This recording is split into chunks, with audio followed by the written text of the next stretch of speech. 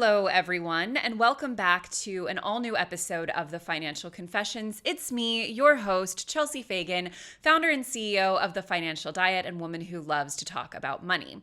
And when we talk about money on this channel, oftentimes we're talking about it through the prism of our lifestyle choices, our consumer choices, the things we buy, the things we put on our bodies, our faces, in our homes, in our stomachs. Money at the end of the day is not just a bunch of numbers on a screen or a piece of paper, although in some ways it can be easier and maybe even more healthy to think of it that way.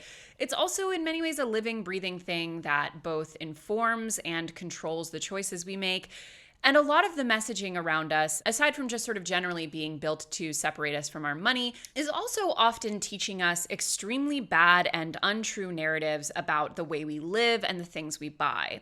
And one of those most corrupted narratives is a subject that we've talked about several times on the channel, but I think is always worth revisiting, especially in a consumer landscape that is getting increasingly unethical and unsustainable. And that is fashion, and in many ways, specifically fast fashion.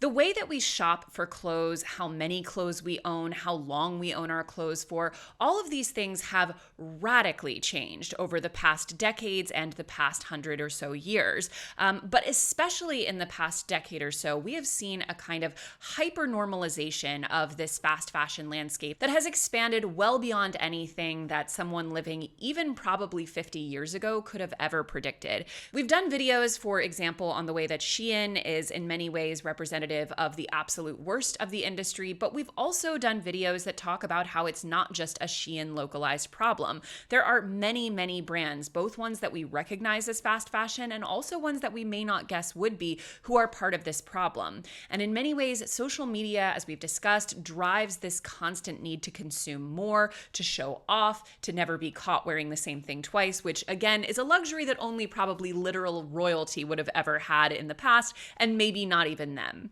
For those who don't know, we have a book club here at The Financial Diet. It's one of the perks of being a member of our society at TFD, which you can join at the join button or on our Patreon, both of which will be linked. And every month we meet to discuss a book club pick that our members themselves select. And last month it was the book written by my guest today. It's called Consumed, and it is all about the issues that I've discussed and much more, and in many ways, what should come next. My guest today is an author, an editor, a stylist, and a consultant living in London. Could not be more chic. Her name is Aja Barber, and I'm so glad to have her with me here today. Hi, Aja. Hi, thank you so much for having me, and thank you for that wonderful intro. Thank you. I always feel like I'm jumping off a ski slope when I do my intros because, I start them and I know what I want to say generally, but especially a topic like fast fashion and the way we consume today is such a broad and complicated topic that it can feel almost impossible to summarize it. And thanks to advisor.com for supporting TFC. Advisor.com offers expert financial planning and investing for a flat annual fee. Schedule a free consultation call with Advisor.com today at advisor.com and never make another financial decision alone. And interestingly, before we started speaking, when I was running by you the words that I was going to use to describe your work, I had said sustainable fashion expert, and you corrected me that you really use the word ethical over sustainable, and that in and of itself is a good example of the problem. Could you kind of explain that for our audience? That's a pretty common, it's one of those things, right, where people always use sustainable fashion, but I particularly have stopped using it only because the word has been completely co-opted by some of fashion's worst offenders. And I use ethical fashion now when I talk about what it is that I talk about and do, because sustainable fashion is a bit like the wild, wild west. Like there's no actual regulation behind sustainability in any way. But with ethical fashion, we're referring to people and the treatment of people and, how you sort of think about the whole ecosystem when you're producing garments. And you can lie about paying people, but it will catch up with you. Where with sustainable fashion, the definition is so loosey-goosey that somebody can really call anything sustainable fashion and get away with it. And that's a lot of what we're seeing. And that's part of the reason why we're all so confused in this conversation. Well, and also, as I alluded to in my intro, I think a lot of people are aware of some of the bigger and more egregious offenders in terms of your Sheins, your Fashion Novas, things like that. But a lot of the more high end brands are engaging in a lot of these same practices, and have a lot of these same ethical problems. So, one of the questions that we get most frequently, and I will be diving into our book club member questions, but one of the more general questions that we get is, how do we even know what we're looking for when it comes to buying ethical fashion? One of the biggest questions I always get. So yeah, um, I tell people just look for proof that people are being paid. Now, obviously, folks can lie about that, but it doesn't serve big corporations to lie about that and get caught with their pants down, metaphorically. So look for flowery language surrounding payment. If a brand cannot tell you every member of our supply chain is paid a living wage, that's because they can't tell you that for a reason. So if you are shopping with a small brand, for instance, today I'm wearing Loud Bodies. I love Loud Bodies. They can tell you exactly what everyone is paid. They can tell you that all of their garments are made in-house by a small workshop that employs a lot of women. They can tell you that everyone is making above minimum wage, above living wage. So the brands that are doing it right are so excited to tell you about the things that they're doing right. And if the language is way too flowery and way too, what's the word? Going around in a circle but never actually saying the thing, then you should interrogate that. And I think we have sort of gotten to a place in our society where we don't interrogate things, particularly when it has to do with corporations. But nothing like sending an email and just saying, "Hey, I was on your website and I wanted to double check that every person that makes your clothing is paid a living wage. And how do you know that as a brand?" And often you'll see it on corporate responsibility pages. We are working to end modern day slavery. We are working to make sure that everyone's getting paid a living wage. And the same brands that are saying this have been saying it for 20, 30 years now. So what's the holdup? Well, so you've described, I think, a really interesting metric and a good one for looking at the ethics of things like labor compensation and labor practices. Do you find in your work that the the labor standards generally dovetail with ecological standards, or are they often totally separate considerations and you find one company that checks all of one box and not the other? I actually think they go hand in hand. There's a book that came out by Roland Gayer called The Business of Less: The Role of Companies and Households on a Planet in Peril.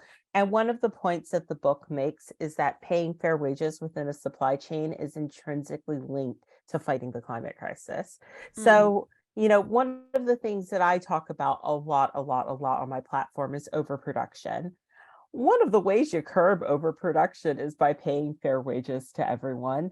Brands can only overproduce mostly because they're exploiting people. That's the factor, right? So if you are paying everyone living wages, you are slowing down your supply chain effectively. You are creating less sweatshops. You are um, making more opportunities for people to actually have a better quality of life, but you're not going to be able to make as much product. And overproduction is, an environmental problem. But additionally, within the book that I just mentioned, they talk about how when you pay X amount of workers living wages in certain countries, that's the equivalent of taking X amount of CO2 out of the atmosphere. So ultimately, whether we're talking about waste, whether we're talking about pollution, whether we're talking about opportunities for women and girls, and one of the things you have to realize is that 80% of the supply chain is women and girls. And when it comes to climate crisis, we are going to be the ones who are most negatively impacted. It's a threat multiplier. So when you pay fair wages, it has a knock-on effect with the other problems that exist within the fashion industry pertaining to the environment. So that's why I say look for the fair wages, because ultimately that's a good thing. And I think that's the first thing we need to take care of. There's nothing sustainable about a company that pays, that will tell you that like one t-shirt was made out of organic cotton, but everybody who made the t-shirt is exploited. What are we sustaining? Well said. I mean, I think you're hitting on something that is such an endemic problem to our psychology as a society in, wealthy Western countries, that there is an expectation, there's an entitlement, I think, to feeling that one should be able to have an enormous amount of abundance at a bottom barrel price and to not think about what that means. Now, obviously, you want to be careful on this issue because there are a lot of people for whom spending more money on a given item is not realistic. It's not possible. It's not within their budget. But I think often the discussion around accessibility in terms of not everyone can afford to buy a more sustainably produced or ethically produced garment or food item or whatever the case may be can be used to obscure the fact that many people who could buy less and buy better choose not to. Exactly.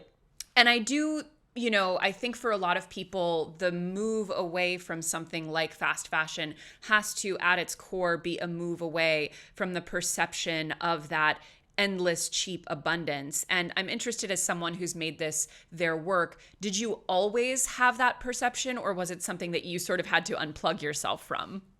Absolutely not. Honestly, all of us who are born into privileged countries on this planet will be unpacking consumerism for the rest of our lives because consumerism is so entrenched in our culture. And I would never, ever, ever sit up here and go, well, now I dress from these brands, so that makes me better than everyone else, because that was not always the case. But in order to have this conversation, I think it really takes being honest with yourself. And when I look back upon how I participated in the system formerly, I feel, that there was a lot of times where I wasn't being honest with myself, and neither were a lot of my peers. The reality is, I grew up lower middle class in a very affluent area. I was surrounded by snobs. And so I did not feel good about myself. I didn't feel good about the fact that the majority of my clothing were hand-me-downs from my older sister, which meant that they were really dated because we were children of the 80s and 90s. I didn't feel good about the fact that I didn't grow up wearing name brand stuff, and, you know, financial stuff in my family was always stressful. There was never a time period where I said, "Oh yeah, yeah, we're great with money." That just wasn't the case. And I had this inherent sense of lack. I grew up in a predominantly white area as well. So let's factor in being in spaces where you are the only Black person. And all of these experiences primed me as the perfect fast fashion consumer. By the time I was in my 20s, I was off to the races. I was like, yes, I can buy my way into social circles with clothing that's going to fall apart. And a lot of times I did tell myself, well, this is all I can afford. And while there was a lot of times where my employment was super wobbly within my 20s and early 30s, the reality was I was overbuying and overconsuming a lot. And I was doing that to plug various holes in my life where I didn't feel good, right? Like being in my 20s and seeing very wealthy peers get on the property ladder because of their parents, knowing that my parents could never do that, didn't make me feel good. Okay, I guess I'll go and buy a cheap dress. Living in my parents' basement for the umpteenth time. Well, at least I can buy cheap clothing, So I look back and I realize exactly what I was doing. And there were times when I would look at an ethical, slow fashion brand and go, well, that's nice, but who has the money for that? Well, it turns out I did if I didn't buy 5 dresses from H&M that summer. You know what I mean? So when I look back at a lot of the discretionary spending that I was doing, and frankly, spending money I didn't have because I wasn't saving much, which is how this really becomes a financial conversation. And I look at all the different areas of peer pressure that was surrounding me in my 20s, I can see very clearly why I wasn't spending in a certain way. I wasn't being very honest with myself about the ways in which I was spending. But if I could go back in time and unpack that in real time, like if somebody from 2023 time travel back to like 2010 and was like, "Hey girl, you don't need that crap. Don't buy it." I would be really grateful. Wouldn't we all like to have the wisdom we have today? But that's why I talk about it, because I want other people to really start to look at these systems, because they are, I would say a lot of these systems in many ways are predatory. And social media has just been the greatest tool for the fast fashion industry. Man, I like got emotional when you were talking because that your what you described as your experience, like I also grew up lower middle class and in my preteen years moved to a very affluent area, and it was to your point, like almost nothing will put you on the hamster wheel of consumption more than a feeling of inadequacy and, looking around and seeing other people who have things that, through no fault of your own, you can't access, and seeing the sort of ways that it excludes you or the judgment that, it renders on you. And I think even if people don't necessarily have that specific experience, although I think it is common and can be powerful for people, usually at some point in their life, clothing represents a means of access and a means of perception that otherwise are unavailable to them.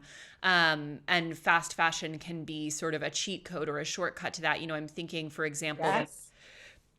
there's been, I don't know if I'm sure you've seen, but like on TikTok recently, there's been an obsession with like old money fashion and old money style, which, like, I'm sure you agree, like, come on, if you're looking on a TikTok on how to dress, like, you will never even remotely approach that sort of aesthetic. But more importantly, it is very interesting how even between different sort of flavors of wealth, fast fashion is being used as a way to sort of make a very, a sort of shorthand imitation of it.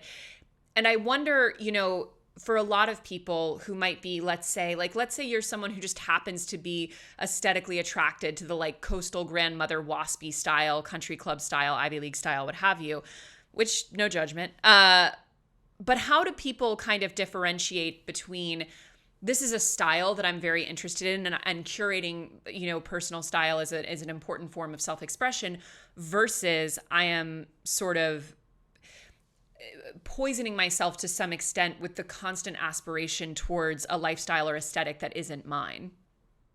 Yeah. So that requires finding your personal style. And I think in order to find your personal style truly, you got to step off the hamster wheel of fast fashion, because with fast fashion, trends are being thrown at you. You're not making a lot of these choices for yourself or even making the choice to opt out. You're going into a store and those colors have been picked for you by a team of people who have studied color trends, yada, yada, yada. I don't want to get all devil wears Prada, but like that monologue definitely applies. We don't have as much freedom in the fast fashion system as we believe we do. And ultimately, finding your personal style will free you. But also, when you start to really look at some of these systems critically, you start to notice that like trends are just things that you already own, sometimes being repackaged. Like I laughed at Coastal Grandmother, and I actually did do a video about it, which I think I deleted because I deleted TikTok recently because I don't like TikTok. It's just not for me. But I did a video where I was laughing about Coastal Grandmother because I dress in a way that I refer to as art teacher chic. Like today, I am definitely a little bit more kindergarten teacher in my tiger print dress, but usually you can find me in linen. I am one linen wearing middle-aged woman and I love it. But like a lot of that is coastal grandma. Like, and I didn't need to buy anything new in order to participate in the coastal grandma trend. Like I think one thing that people can do if they are interested in participating in whatever trend is going around on TikTok is open up your closet and take everything out that really applies to that trend and see what you can do without going into a store, because you might be surprised. Like one of the things I noticed in my 20s is every 5 years, sometimes less, the fashion industry tries to sell you an oversized denim shirt which looks exactly like the oversized denim shirt you bought 5 years ago, or the one that I bought in 2008, thrifted, that was from 2001. That's the oldest thing in my wardrobe. It always looks the same, it never changes. And so once you start to sort of step off of that hamster wheel of need and want and consuming, you really start to notice these things, and that pressure to go out and buy the new denim shirt disappears because it's pretty identical to the old denim shirt. And so, in order to really, really, really get to a place where these systems aren't getting you, you have to slow down mentally, and you have to really change your relationship to the ways in which you interact with these systems. So for a lot of people, that's going to look like unsubscribing from all the email lists. That's going to look like unfollowing the brands on social media so you aren't being targeted through social media ads. And when you do that, it's going to feel weird and maybe a little bit sad, because to go back to our society, consumerism is like the word of the day. And part of us feels like in order to participate in society, sometimes you have to participate in consumerism in a certain way, but that's not true. And so the minute you start to really pick that apart, you really start to understand it more and more. And then you start to feel a lot of clarity surrounding these systems. And then you start to feel more empowered. But the first step is to really change your own interactions. Yeah, I mean, it's tough because I totally hear you on having deleted TikTok. I only use it as of a few months ago, and I've been rather enjoying it. And my rule on most social media is I only follow women, like unless I know them, over 50 essentially. And I think that, I mean, let me tell you, mental health life hack. I talk about it all the time on here because it really was a game changer for me. But also part of what you notice when you follow older women pretty much exclusively is, you mentioned that the oldest item that you have is about 22 years old, that Yeah. you wear. And I think one thing that has really kind of evaporated from our consciousness is the idea of having clothes for a really long time. And the women that I follow on TikTok and Instagram, they're constantly pulling out pieces from literally 50 years ago. And I think that that has become something that we just don't even expect out of our garments anymore. Like that's not even a possibility. And just from a more practical standpoint, when it comes to having clothes over a very long period of time and wearing them, both from a styling perspective and also a maintenance perspective, what are some strategies that you've adopted to help keep your clothes for much longer and enjoy them? Well, for starters, a lot of us don't know how to take care of our clothing. Everything is machine wash. And frankly, to be honest, machines are great, but like, the tumble dryer, it tears up your clothing. Now, I get it. We're busy, whatever. But if there is a chance that you can get a drying rack, it's going to be a game changer. I live in the UK. Tumble dryers are not super abundant here. It's starting to become more of a thing, but we have a washer dryer, and I call the dryer element the wrinkler because it doesn't really do much except for like squish your clothing up. It's fine for like towels and sheets and stuff, but I wouldn't tumble dry anything delicate. And I don't think that we should be tumble drying a lot of our clothing. So one of the elements of keeping your clothing for a long time is caring, like taking the time to do a simple repair, taking the time to get your clothing tailored. That is something that is a game changer. And we just don't do enough of that in our society. We buy it off the rack, and anything that's made on the rack is not made for your specific body. It just isn't. It's made to fit a dress form, and then they size up or size down from there. And the dress form might be, a size 8 or a size 4 or whatever, but that's not made specifically for your body. So if you buy something and you think, yeah, it's good, but like this thing about it kind of bothers me, try taking it to a tailor, because that is going to, like, you are going to level up so hard and be like, why didn't I do this sooner? But there are other things I do as well. If I get, a new pair of shoes and they have a soft sole, which a lot of like, more expensive shoes do, I immediately take them to the cobbler and have them put on a hard sole. I waterproof my shoes almost immediately when I get them because I live in London. It rains. So there are all these little things that we can do to really care for our products. But because of the nature of the fast fashion machine, we've gotten away from caring for our products. And what you talked about clothing not lasting, that is sometimes by design. We talk about planned obsolescence in electronics, right? Apple got in a lot of trouble and they've been sued because certain products will be on a timer before they fall apart or they don't work with the rest of like the stuff that you have, which means you have to like buy more stuff.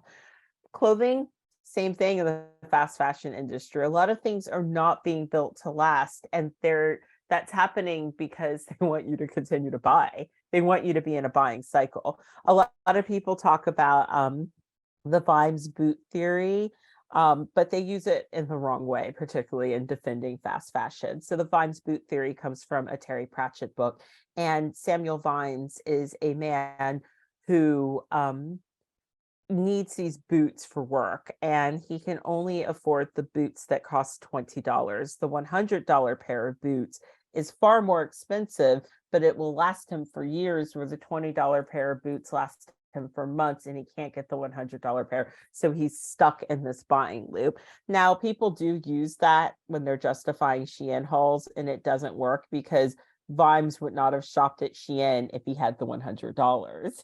Right. And I'd like to take a quick pause to thank today's sponsor, Advisor.com. The TFD community loves Advisor.com, so I'm incredibly thrilled to be partnering with them this year. As you know, one of my life's passions is making financial education accessible for everyone. It shouldn't matter where you come from, what level of education you have, or what your current financial circumstances are. I'd argue that the more precarious your current situation is, the more important it is to educate yourself financially. And that includes having a professional guide you along the way to help you make the best decisions and navigate our financial systems with confidence. Getting to work with a living, breathing financial advisor has historically been out of reach for those with less than $250K in the bank, despite the fact that many of life's meaningful financial moments happen way before hitting that financial milestone. Robo-advisors and apps have tried to fill that gap, and while they can be helpful depending on your situation, there really is no replacement for one-on-one guidance and connections. Advisor.com provides their clients with a top-notch advising team for a fixed, flat annual fee. If you have money resolutions for 2023 and are feeling motivated to make positive changes, think of them as your financial accountability partner. Their team of advisors work for you, not commissions, and will help you to achieve your smart financial goals through planning, investing, tax strategizing, and more. As I mentioned earlier, the TFD community loves and trusts Advisor.com. Schedule a free consultation with Advisor.com today at Advisor.com and never make another financial decision alone. Totally. Yeah, I mean, I think that that's also something that a lot of people just don't want to reckon with is there are times when our hand is forced financially, but there are also times when we are forcing our own hand. Yes.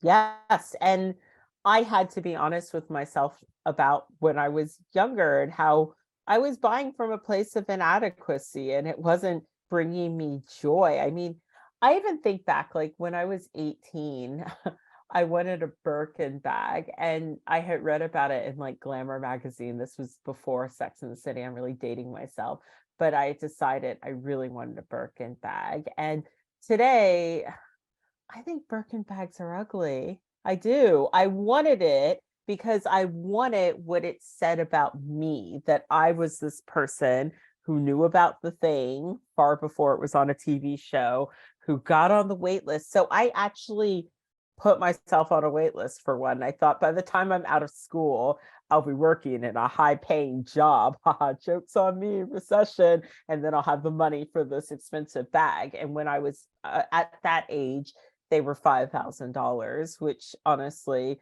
that is a ridiculous amount of money to save for a bag. But I was determined, and it was because I was going into the workforce and I knew that I was going to be in very white spaces.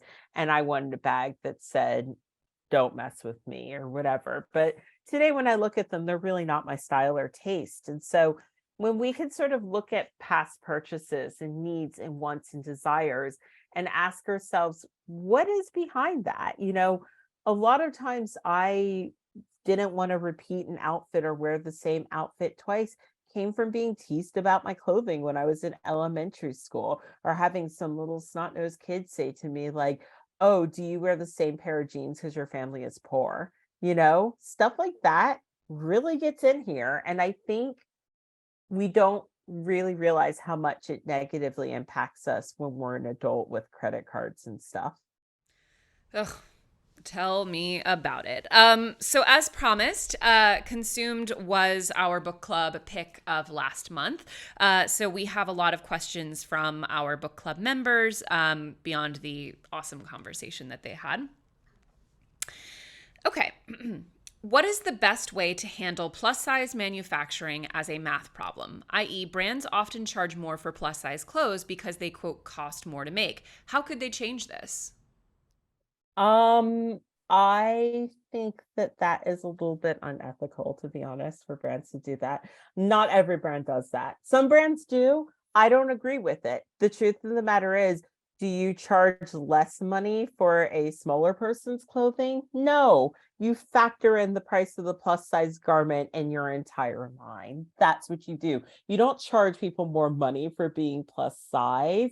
I have a line with my friend Laura, and I'm not saying this to toot my own horn, but we do not charge for plus sizes because overall, when we were factoring in what we're going to charge, the cost that we are charging for everyone is the same across the board. It's kind of like when people are talking about how they don't want to support universal health care or whatever. They're like, you mean you want to pay for someone else's healthcare bill? And I'm like, yeah, I do, if it means that we're going to have a better society. I'm okay with that. I don't have any kids. I pay a lot of American taxes.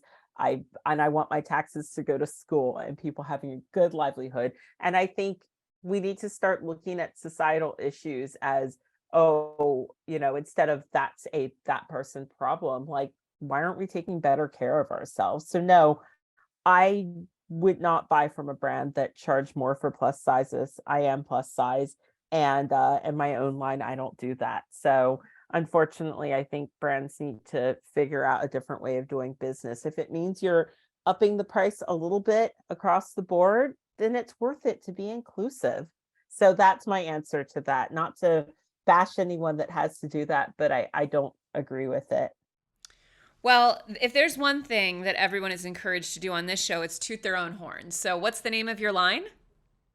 I do a line with my friend Laura Jean, and it's the Aja Capsule.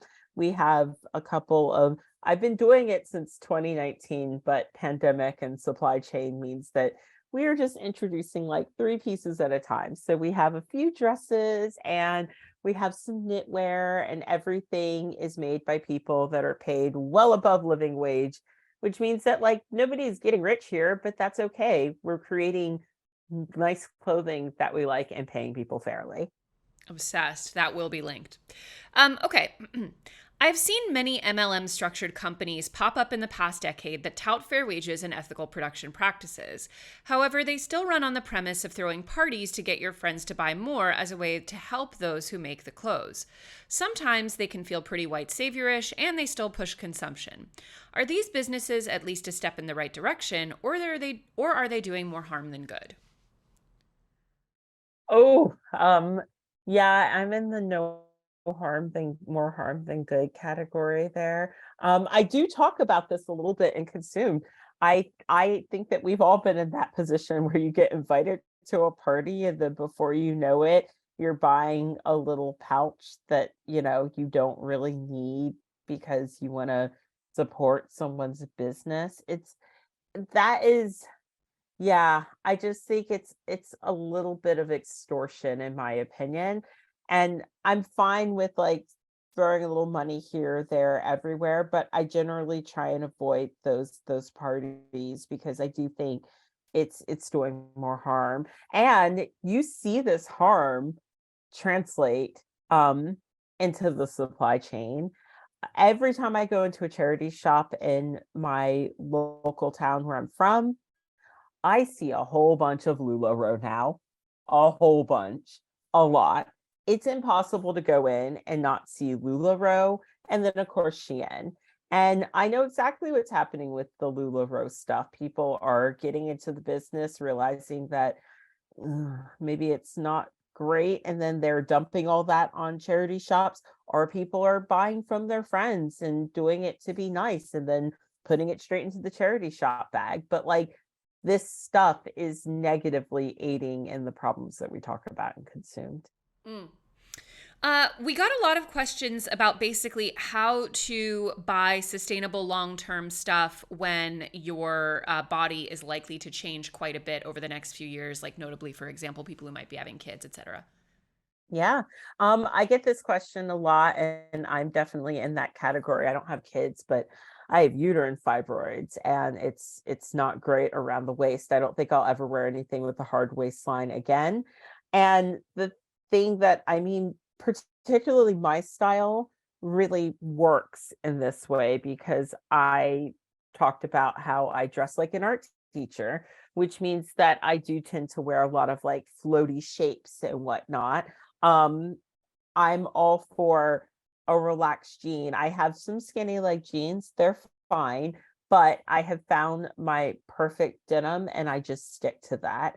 And I know that it's going to work. I like a Levi's 501. I don't buy them new because Levi's as a company has a lot to do as far as ethics and sustainability goes.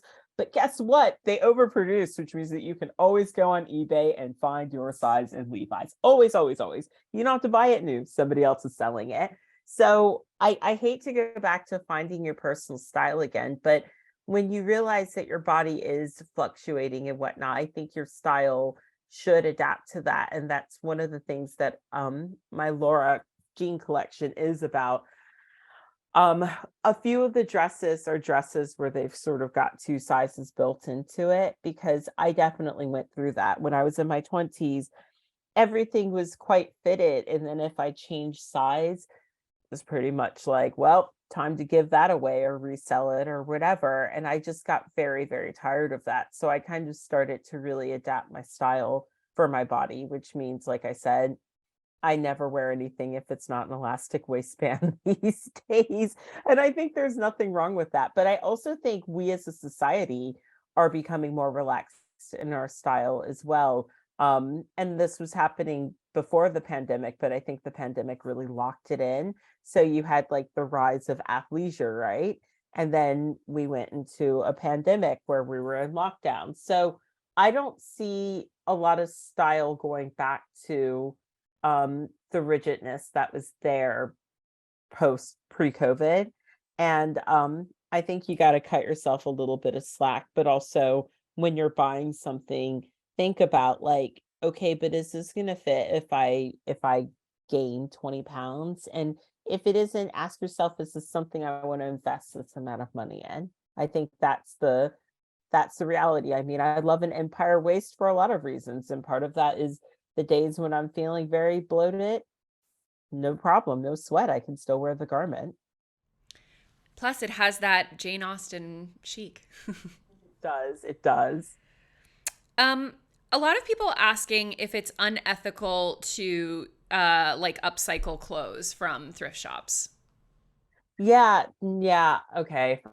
This is like the conversation that I feel like we're going to be having for the next 10 years. So, okay.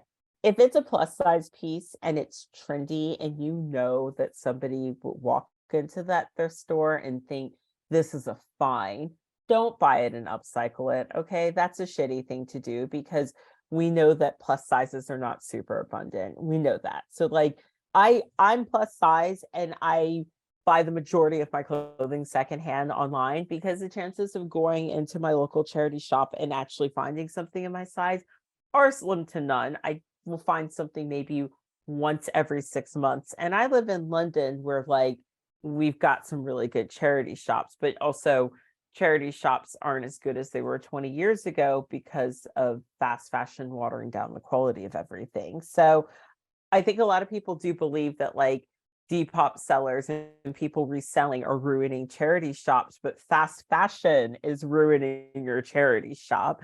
Ultimately, I think everyone should be buying secondhand. The fashion industry produces 100 to 150 billion garments annually. That is per year. That's not within our lifetime.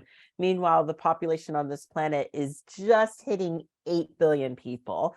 So we are producing way more clothing than we can wear or buy or use, which means that someone opening a Depop shop isn't even a drop in the bucket for this problem. If 5 million people open online secondhand stores, it still wouldn't adequately tackle the problem. There is no scarcity in the secondhand market. There is scarcity of a lack of quality, but there isn't scarcity. So if somebody is buying up secondhand fast fashion and reselling it, I have no problem with it. But if you were specifically buying a plus size garment that's in really good shape and then you're going to cut it up and make it a size 4, maybe don't do that. That's kind of uncool. Totally. Your point about the quality overall of secondhand shops declining because of the abundance of fast fashion is so dead on. And I feel like, at least, so I'm in New York City, and basically the only area that I like to go thrift shopping and consignment shopping is on the Upper East Side, because those old have the nicest clothes.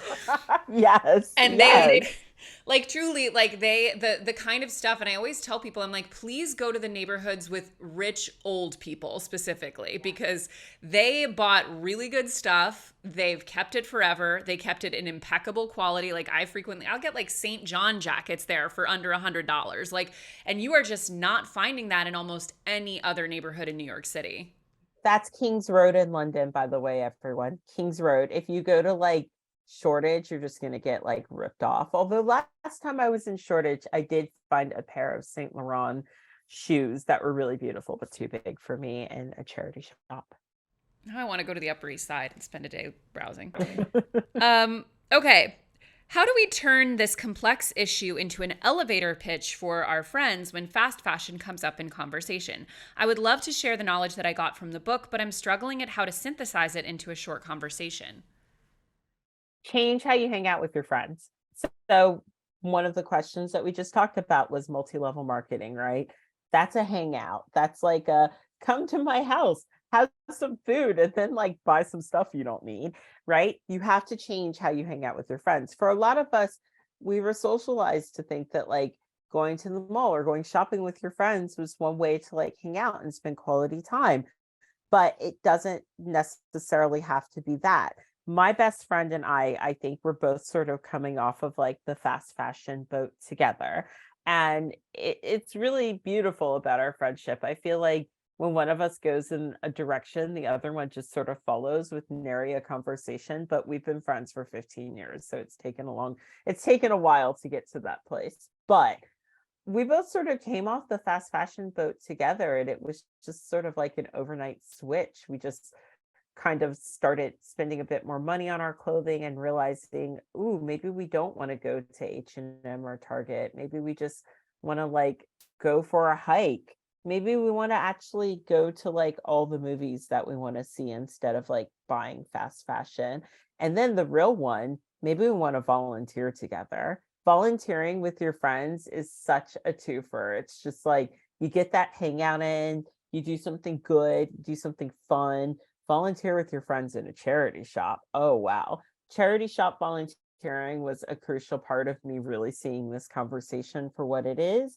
And if you were like, hey guys, I'm going to volunteer for this charity, and maybe got your friends involved in it, maybe you wouldn't even have to have the conversation, because they'd be like, holy crap, there is a lot of clothing that is coming in these doors every minute, and it's making me feel gross, and I don't want to go to the mall. Because that was my experience. After I volunteered at a charity shop, every time I would go to the mall, I would actually feel a bit physically ill by the amount of stuff, and realizing that all of it would one day be someone else's problem. And so you sort of have to change how you're hanging out with your friends. If your idea before of hanging out was going to a store and buying things you don't need, that's got to be the first thing to go. And you can do it subtly without being preachy. Just be like, hey, I really want to go see this movie instead. Do you want to go do that? Eventually they'll take the hint, and they'll notice that you are changing the ways in which you interact with the system too. And maybe you don't have to have a conversation about it, but you can sort of, next time you get something for a really good price on eBay, you can sort of waggle that around and be like, "Oh, you like these jeans? Yeah, they were $10. Poshmark. Yeah. Yeah. Would you believe that?" So we can make it fun without sort of making them feel like, we're being superior. But then when they start to like dip their toe in, pass them the book. Be like, "Hey, I just thought you might want to learn a little bit more about this." Oh my gosh. It's a like I love the idea you're sort of like a missionary. You're like you might be interested in this book. This is the thing though. I do think the minute you start to really, really, really take yourself away from these systems, you do become like quite evangelical about it. At least I did. And I realized there were different ways to like engage people on it. And I've got a few tricks up my sleeve. I love that. So the last question from our book club is, do you see progress with fast fashion companies since publishing your book, which you did in 2021? Is this a response to regulation or our individual choices? Yeah. So I these questions are brilliant because like these are questions that people definitely need to be asking. Individual choice plays such a key part in this, but unfortunately the greenwashing has become more abundant. Next we got to sort of like tackle the politicians, but like the brands are definitely responding. They respond to losing money, and that's the reality. When people say, "Oh, individual choice has nothing to do with it," it's absolute BS. Like these brands will see that you are taking your money elsewhere and they want to know where you're taking your money. There's a reason why every brand now is launching a resale platform, because they see that resale is the next biggest thing. And resale is becoming the next biggest thing because of people making different individual choices. And they're studying that. But I think we've got to go in a direction where we start talking about why it's important to pay fair wages and to buy clothing that was produced in a fair way. That needs to be the next thing. It can't just be about like aesthetics or changing ourselves. But yeah, I think that brands are definitely paying attention, but they're getting trickier and trickier with the greenwashing. I've seen things like we were chatting about this today actually on Twitter. Zara has launched a repair service for their clothing. Okay, that sounds good on the outset. Nobody is ever talking about decreasing the amount of clothing that they're producing, which is the first thing that needs to happen, but whatever. So they've launched a repair service. The problem is their clothing's price mark isn't high enough that people are really feeling like they want to repair it. If the repair service of a hem of a dress is 30 pounds, but the dress is only 50 pounds, are people actually going to pay to really get that garment perfect? And that's something where I think fast fashion has painted itself into a corner where they've made their product so inexpensive that they can't participate in sustainable practices. Primark in the UK launched a secondhand resale section in some stores, and a journalist was saying, "Why would I buy that stuff when I can buy the Primark stuff new for like a couple pounds more?" Well, nobody wants to pay fair wages if the price of the stuff that you're selling is exploitatively priced and only priced that way because you are exploiting someone. So all of these brands are trying to sort of like get in on the conversation, but they're not realizing that the call is coming from inside the house and they have to fix their supply chain before they can insert these sustainable solutions. Well said. So thoughtful. I'm so glad we were able to have you on the book club. Absolutely loved reading Consumed. And for those who may not know the book, know you, where should they go to find more of your work? I am on Instagram. I'm Aja Barber on Instagram. I'm on Twitter. I'm Aja Says Hello. I'm a bit ornery on Twitter. I don't know. Twitter is an ornery place. So, take me with a grain of salt there. I don't do a lot of ads because the fashion industry is trashing the planet. So if you like my work and you like this conversation, I do have a Patreon. It's patreon.com/Aja Barber. But yeah, I'm around. I'm in spaces. I'm on social media. My first platform was actually Pinterest. And I'm Aja says hello on Pinterest, and that was the first place where I actually got a following. So I'm there very quietly, but I love Pinterest. Me too, in so many ways, the anti Twitter. It really is. It's just really good imagery and ideas. And like, I give myself at least 20 minutes of Pinterest time a day because I really like, getting those ideas in. So yeah, I enjoy it. But yeah, I'm around. I love that. All right. Well, thank you so much again, Aja, for joining us today. And thank you guys all for tuning in. And we will see you next Monday here on an all new episode of the Financial Confessions. Thanks, guys. Thank you all for having me. Thank Thank you. Take you. care, everyone.